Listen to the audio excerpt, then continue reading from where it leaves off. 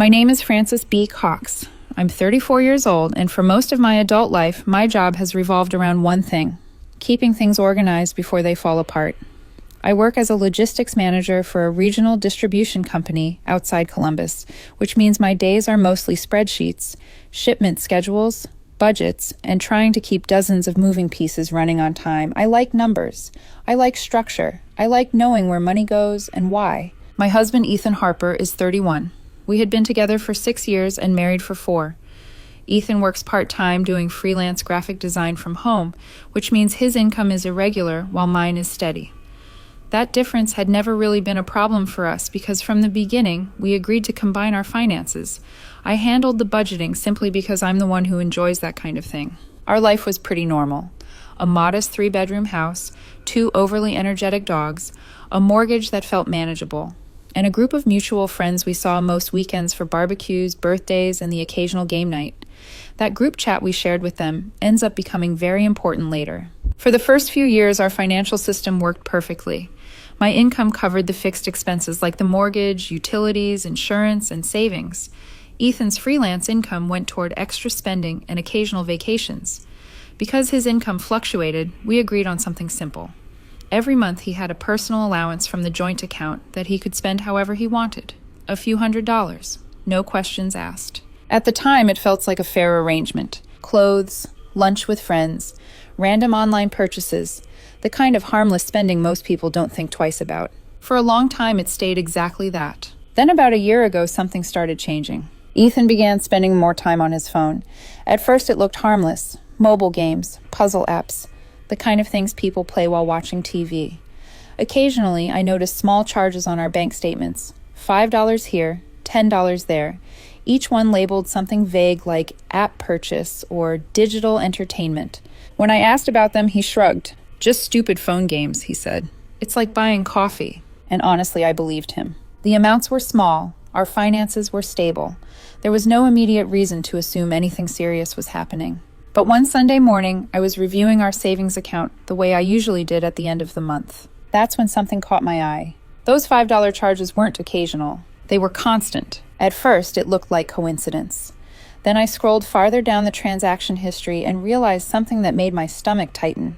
There were dozens of them. $5, $10, sometimes $20, sometimes $50, and they weren't spread out over months. They were happening multiple times a week. I started adding them up. At first, I assumed the number would be a few $100s. Then it crossed 1,000. Then 2. Then 4. By the time I finished adding everything from the beginning of the year, the total sat just above $6,000. $6,000 in app purchases. That was the moment I knew something was wrong. What I didn't realize yet was that Ethan wasn't just spending money on phone games. He was gambling it. And within 2 weeks, he would tell every single one of our friends that I was financially controlling him. But I'm getting ahead of myself. Because the first conversation about the money happened in the most normal setting imaginable. Sunday morning, kitchen table, coffee still hot.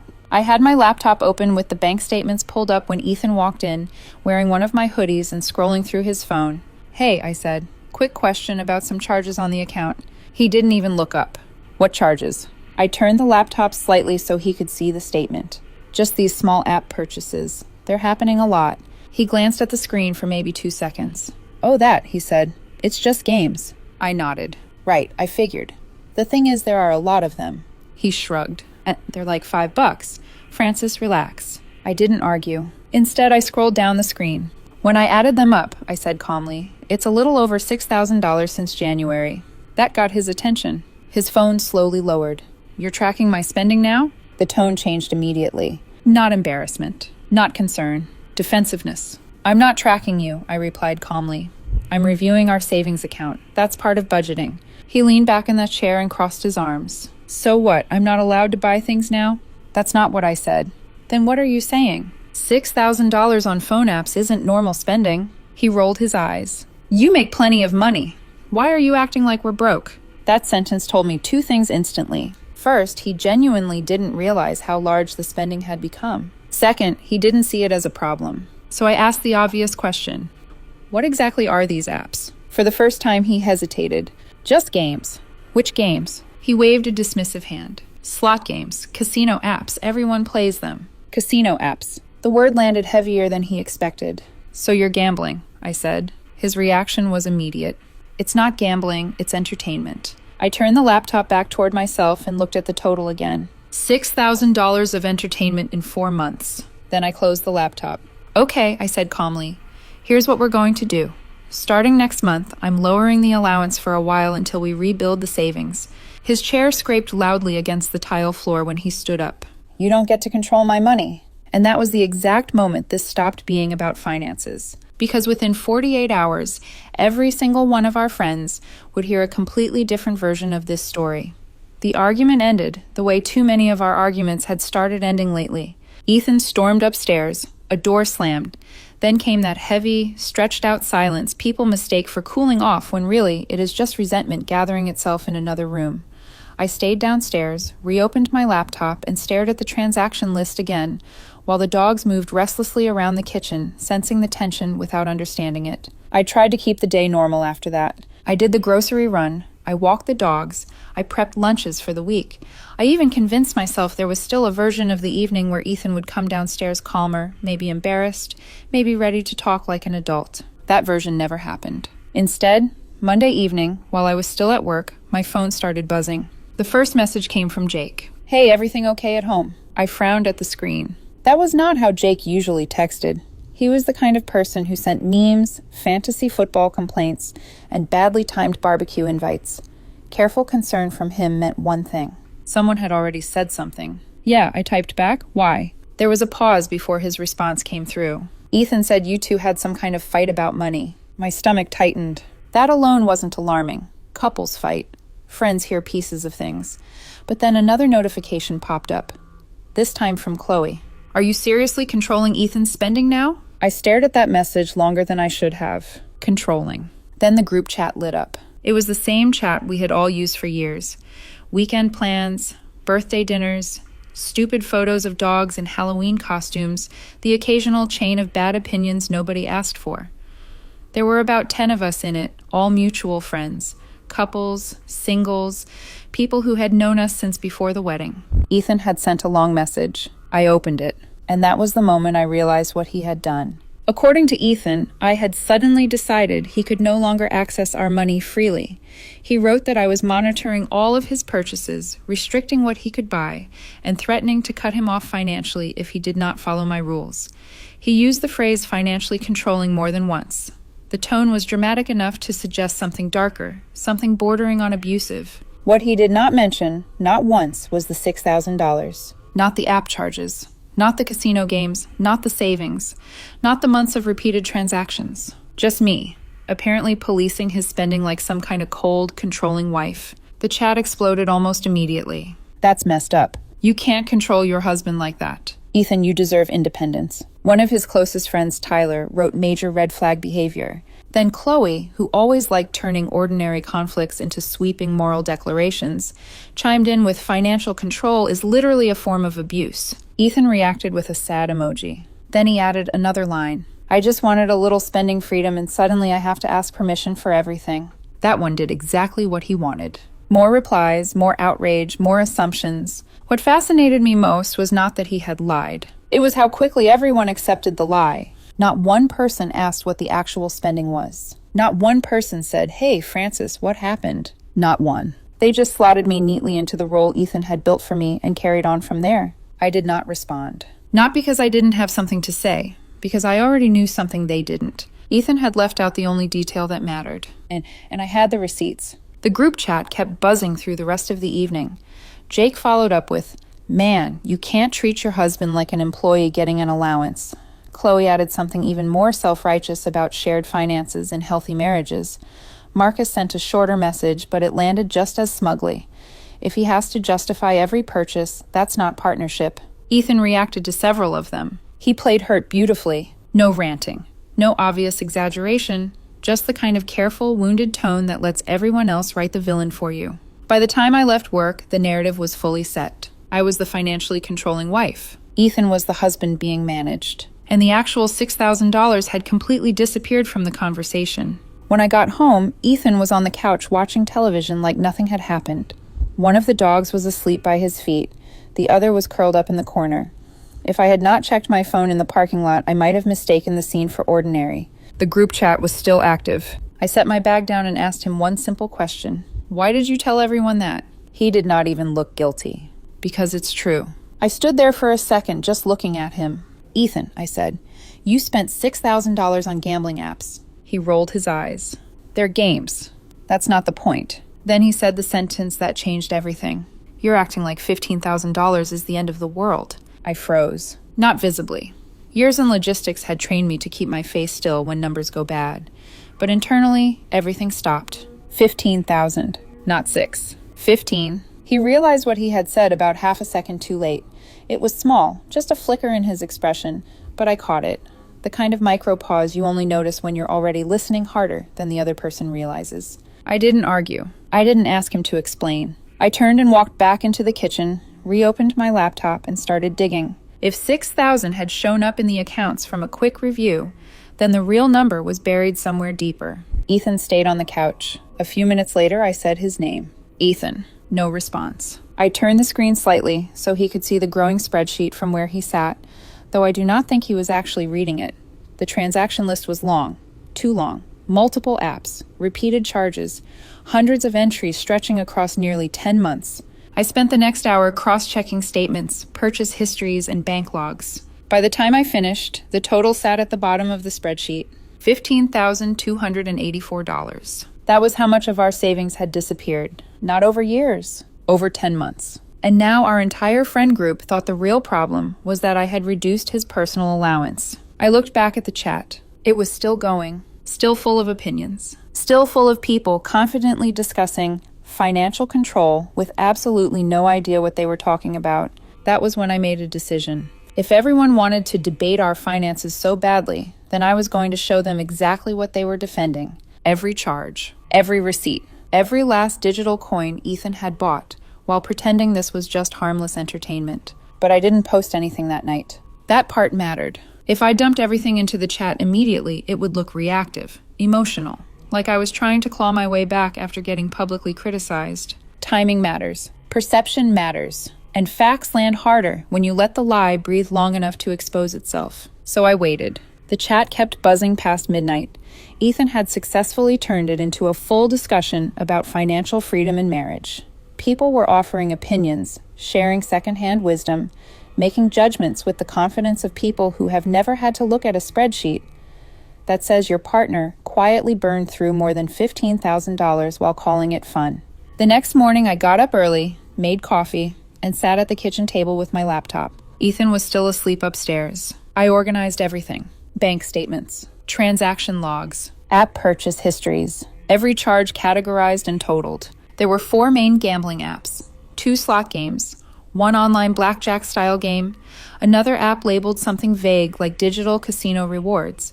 The pattern was identical across all of them. Lose coins, get prompted to buy more. $5, $10, $20, sometimes $50. Over and over, hundreds of times. When I laid it out cleanly in a spreadsheet, the truth became impossible to soften. This was not occasional spending. This was a gambling habit. Around 9:30, the group chat started up again. Chloe posted another long message, this time about healthy money boundaries in marriage. Ethan reacted with a heart emoji. That was almost funny. Almost. Jake wrote something about how spouses should never have to justify basic purchases. Tyler chimed in with a message about trust. Still, no one had asked what the spending actually was. Still, no one had asked me. That was when I finally typed my first response. Just one message. Since everyone seems concerned about Ethan's finances, here's the spending he mentioned. Then I attached 3 screenshots, the transaction summary, the categorized spreadsheet, and the total, $15,284 in online casino app purchases. I hit send, and the chat went completely silent. The silence in the group chat was immediate and absolute. Just seconds earlier, the conversation had been moving nonstop, messages flying in from every direction, opinions, lectures, and half-informed moral statements appearing faster than anyone could properly read them. But the moment my screenshots landed in the chat, everything stopped. No typing bubbles, no reactions, nothing.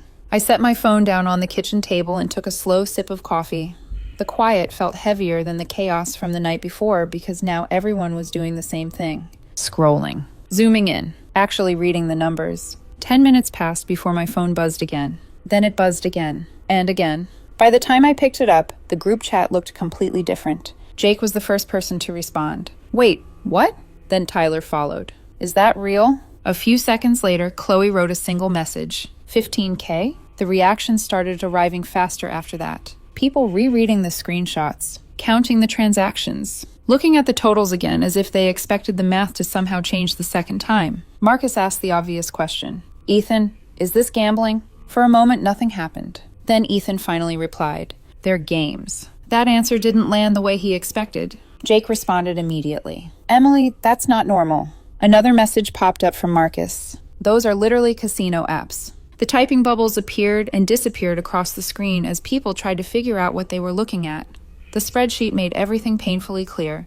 10 months of transactions, hundreds of entries, a final total that didn't look like entertainment anymore. Then Chloe asked the question that should have been asked 2 days earlier. Francis, is this what the fight was actually about? I typed a single sentence. Yes, I reduced the allowance after discovering this. No insults, no explanation. Just the fact. And suddenly the story Ethan had told them stopped working. If the issue was gambling $15,000 out of our savings, then the narrative about financial control collapsed immediately. Everyone in that chat could see it. Ethan must have realized that too, because his next message came quickly. You didn't have to embarrass me like this. That line didn't get the sympathy he expected. The screenshots were still sitting there above it. Jake answered first. You told us she was controlling your money. Another message from Marcus appeared seconds later. So, she wasn't controlling you. She was stopping you from losing it. Ethan didn't respond. The chat went quiet again. But this time the silence wasn't aimed at me. It was aimed directly at him.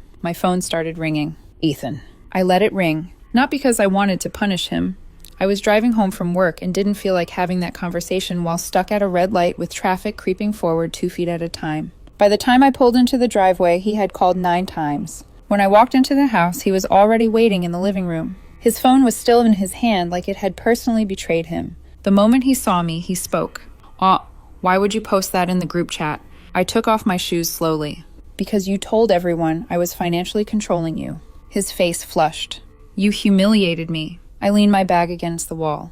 You accused me of financial abuse. That's not what I said. You used the phrase 3 times. He threw his hands up in frustration. You could have talked to me privately. We did talk privately, I said calmly, about $15,000. That shut him up for a second. His phone buzzed again. Someone in the group chat had clearly asked another question he didn't like. I leaned against the kitchen counter.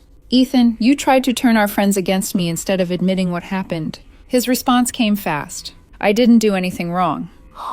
You spent $15,000 on gambling apps. They're games. The denial came out instantly. So instantly that it almost sounded rehearsed. And that was the moment something inside me settled into a quiet, uncomfortable certainty. This wasn't going to become a productive conversation. If he couldn't even admit the problem existed, there was nowhere for this to go. So I said the one thing I had already decided earlier that morning. I'm filing for divorce. For the first time since I walked in the door, Ethan went completely still. What? I'm filing for divorce. His expression shifted rapidly between shock and anger. You're ending our marriage over an app? I shook my head. No. Then I said the part that mattered. I'm ending it over $15,000, the lying, and you trying to destroy my reputation to hide it. He stared at me like he was waiting for the moment when I would take it back. You're being ridiculous, he said finally. Am I? Yes, couples fight about money all the time. This wasn't a fight. What was it then? You secretly drained our savings and told 10 people I was abusing you when I found out. He opened his mouth to argue again. I cut him off. We're selling the house. His eyes widened. What? The house has equity. If we sell it now, we both walk away with money. I paused just long enough for the second part to land. And it guarantees the rest of the savings doesn't disappear into casino apps. That sentence hit harder than the divorce announcement, because it meant something simple. The situation was no longer temporary. The marriage was already ending, and the financial damage was no longer something we could pretend hadn't happened. Ethan stared at me like he was searching for the version of this conversation where I softened. There wasn't one. For several seconds, Ethan didn't say anything. He just stood there in the middle of the living room holding his phone while the screen kept lighting up with new messages from the group chat. Every buzz seemed to irritate him more. You're seriously doing this, he finally said. Yes. His voice dropped, not angry this time, just flat. People make mistakes, Francis. I nodded once. They do. Then I added the part he still hadn't addressed. But most people don't lie about it to 10 friends and accuse their spouse of financial abuse. That sentence landed harder than the divorce announcement had. Ethan looked down at his phone again. The screen lit up with more messages. Someone had clearly asked another uncomfortable question. I didn't need to see the chat to know what it probably said. Once people realized they had jumped to the wrong conclusion, curiosity usually followed quickly. I walked into the kitchen and poured myself a glass of water. When I came back, Ethan was sitting on the couch, scrolling through the chat with an increasingly frustrated expression. You didn't have to show them everything, he said. I sat across from him. You started the conversation with them, I said calmly. Not me. He didn't answer. Instead, he asked another question. You're actually serious about selling the house? Yes. His voice dropped lower. That's our home. It's also our biggest asset. I kept my tone even. If we sell now, we both walk away with money. I paused. If we keep going like this, that won't stay true. He opened his mouth again, but stopped halfway through the sentence. The logic was simple and impossible to argue with. The house represented almost all of our savings. With his spending history now documented, leaving the situation unchanged would have been financially reckless. His phone buzzed again. He glanced down and his expression tightened further. I could practically see the shift happening inside the group chat, even without looking. For 2 days they had been defending him and criticizing me. Now they were staring at the receipts that showed exactly what had actually happened. I stood up. I'm contacting a lawyer tomorrow. This time he didn't yell. He just sat there staring at the phone screen. The group chat buzzed again. For the first time since this started, the conversation wasn't about me anymore. It was about him. The next morning I called a lawyer during my lunch break. The consultation was surprisingly straightforward. No children, shared assets, joint mortgage, joint savings account. In cases like that, the cleanest solution was exactly what I had already suggested. Sell the house. Split the equity. Separate the finances. The lawyer did ask one question before ending the call. Has there been any hidden debt involved? I explained the gambling apps and the $15,000. There was a pause. Then he said something simple. Document everything. That part was easy. I already had. When I got home that evening, Ethan was sitting at the kitchen table with his laptop open. For a second, it almost looked normal, like two people quietly working in the same space. Then I noticed what he was looking at. The bank account. He must have spent most of the day going through the same transaction history I had already studied. He didn't look up when I walked in. The group chat had gone mostly silent by that point. A couple people had sent me private messages instead. Jake wrote first. Sorry, Francis. I shouldn't have jumped to conclusions. Marcus sent something similar. Chloe didn't say much at all. Back in the kitchen, Ethan finally spoke. So you're really doing this? Yes. His voice was quieter than the night before. People fight about money all the time. This isn't a budgeting disagreement. He crossed his arms. Then what is it? You secretly lost $15,000. Then you told our friends I was abusing you financially when I found out. He stared at the table. I waited. Eventually, he asked the question that mattered. What happens now? We list the house, I said. Split the equity. Separate the accounts. He sat there silently for a long moment. Then he said something that surprised me. Chloe texted me earlier. I waited. She said she didn't realize it was gambling. That sentence hung in the air between us because it confirmed exactly what I had already suspected. Ethan had conveniently left that detail out of his original story. I nodded once. That seemed to be the pattern. He didn't respond. And for the first time since everything started, the house felt unfamiliar. Not hostile, just finished. Over the next 2 weeks, things moved quickly. The lawyer began the paperwork for the divorce. Nothing dramatic. Just the normal legal steps that happen when two people realize their marriage has reached the point where continuing doesn't make sense anymore. Ethan didn't fight it. That was the part that surprised me most. He didn't apologize either. Mostly he kept to himself while we sorted out the logistics. The group chat changed too. At first, nobody really knew what to say. A few awkward messages appeared here and there as people tried to move the conversation back to normal things. Weekend plans, work complaints, memes. But the tone was different now. The same people who had been lecturing me about financial control suddenly became very quiet about relationship advice. Jake apologized again a few days later. Marcus asked if I was doing okay. Chloe avoided the topic entirely. Ethan stopped participating in the chat. A week later, we met with a real estate agent and listed the house. The housing market in our area was strong. The property sold faster than expected. Within a month, we had a buyer. After paying off the mortgage and closing costs, there was still a decent amount of equity left. We split it exactly down the middle. Separate accounts, separate places to live, clean. The last time I saw Ethan was the day he finished moving his things out. We stood in the empty living room for a minute while the moving truck idled outside. Neither of us had much left to say. Eventually, he nodded once. Then he walked out the front door. And that was it. No dramatic final argument. Just two people who had reached the point where the marriage no longer worked. After Ethan left, the house felt strangely quiet. Not peaceful exactly, but different. The kind of quiet that comes after something has already ended, and both people know there's no point trying to keep the illusion alive. The moving truck pulled away slowly, and for a few minutes I just stood in the empty living room watching the taillights disappear at the end of the street. That was the last time I saw him. No dramatic final fight, no emotional goodbye, just a small nod and the sound of a door closing behind him. A month later, the house sold. The market in our area had been strong, so the process moved faster than I expected. Once the buyer's paperwork cleared, we met at the closing office, signed the final documents, and the house officially stopped belonging to either of us. After the mortgage balance and closing costs were settled, there was still a decent amount of equity left. We split it exactly down the middle. No arguments, no last-minute negotiations. Just 2 signatures and 2 separate transfers into 2 separate bank accounts. Looking back, that clean ending was probably the most surprising part of the entire situation. For weeks after the screenshots, the group chat felt like a strange social experiment. At first, nobody said anything. The same people who had spent 2 full days lecturing me about financial control suddenly became extremely quiet. Conversations drifted toward safe topics, weekend plans, work complaints, someone's dog chewing up a couch cushion. But the tension was obvious. Eventually, Jake sent me another message privately. "I really am sorry. I shouldn't have jumped on you like that." I told him it was fine. Marcus checked in once or twice as well. Nothing dramatic, just a quick, "Hope you're doing okay." Chloe never really addressed it directly. Instead, she stopped talking about relationship advice completely. The subject disappeared from her vocabulary overnight. Ethan stopped participating in the chat entirely. Within a few weeks, the group conversation returned to its usual routine, but something had changed underneath it.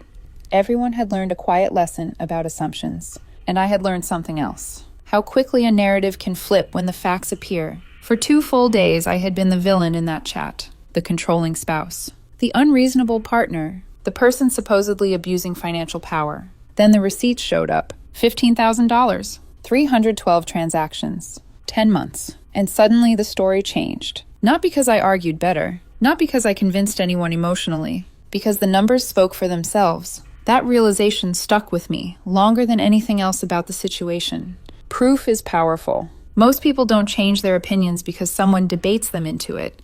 They change their opinions when the evidence becomes impossible to ignore. 3 months after the divorce finalized, my life had already started looking very different. I rented a smaller place closer to my office. Nothing fancy, just a comfortable townhouse with enough space for the dogs and a kitchen that still felt like my own. Without the constant tension of the previous year, the routine of daily life settled into something calmer. Work helped too. Logistics is a field built around solving problems quickly, and throwing myself into projects made the transition easier. New distribution contracts, supply chain redesigns, and a few long-term planning projects kept most of my days structured. The dogs adjusted faster than I did. They didn't care about legal paperwork or bank statements. They just knew that evening walks still happened and that someone still filled their bowls on time. About 6 months after everything ended, I ran into Jake and Marcus for coffee one Saturday morning. The conversation was awkward for the first few minutes. Then Jake finally said something. "You handled that situation better than I would have." I laughed. "Posting receipts in a group chat?" "Yeah," he said. "Most people would have just kept arguing." Marcus nodded. "Honestly, it was the simplest move possible. You didn't try to defend yourself emotionally. You just showed the numbers. That was exactly it. I hadn't planned some elaborate strategy. I had simply shown the truth." Later that evening, I thought about the entire situation again. The argument. The accusations. The screenshots. The silence that followed. If someone had told me a year earlier that my marriage would end over phone apps and a group chat, I would have laughed. But it wasn't really about the apps. It was about trust, about honesty, and about the moment someone decides to protect their reputation instead of facing a mistake. Sometimes relationships don't end in explosions. Sometimes they end quietly, with a spreadsheet, with a few screenshots, and with the realization that the simplest proof can change an entire story overnight.